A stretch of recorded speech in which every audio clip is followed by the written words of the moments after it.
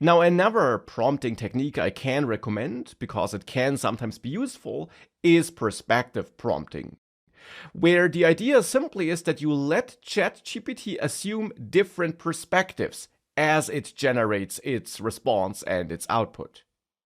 Now, the default pretty much is for ChatGPT to use no specific perspective. Like, for example, when you ask ChatGPT to create a travel plan for a 2-week yoga retreat in Austria. Here, I'm not asking for any specific perspective, and therefore I might get a fairly standard response.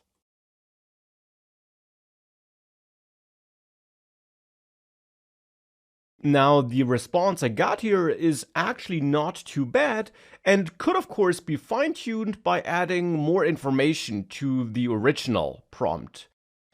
We could add more details, we could add a role here, we could do all these things about which we learned. But we can also use this perspective prompting technique to let ChatGPT take on a certain perspective. For example, a single perspective, which in the end is assumed because of us engineering the prompt in a certain way. Here, for example, we could tell ChatGPT that it should create this travel plan from the perspective of a yoga trainer. Now, if we do that, we also get a plan, but now a plan that's meant to be used by a yoga trainer. And suddenly, it's a totally different plan. At least here for me, as always, when you run the exact same prompt, you might still get different results.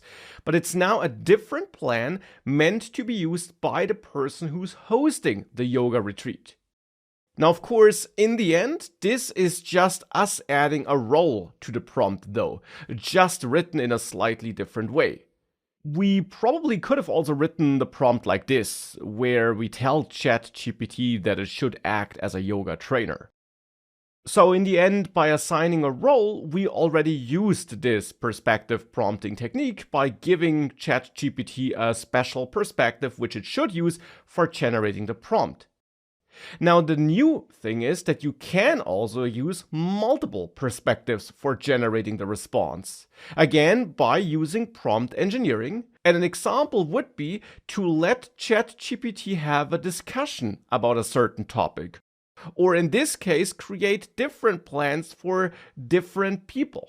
For example, for people who like yoga and people who have to travel together with the people that do yoga but who don't like yoga themselves.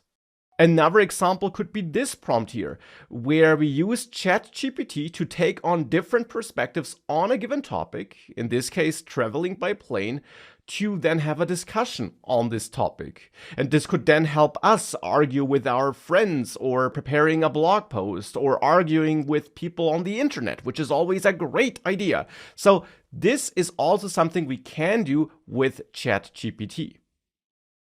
And the whole idea behind this perspective prompting thing, therefore in the end, simply is to ensure that you are aware of the fact that you can let ChatGPT take on different perspectives, either by assigning a single role or by not specifying any special role at all if you don't want any specific perspective, or, as I just showed you, by setting multiple perspectives, which definitely does not make sense for all prompts and all problems you might want to solve with ChatGPT, but which can be amazing for certain selected problems.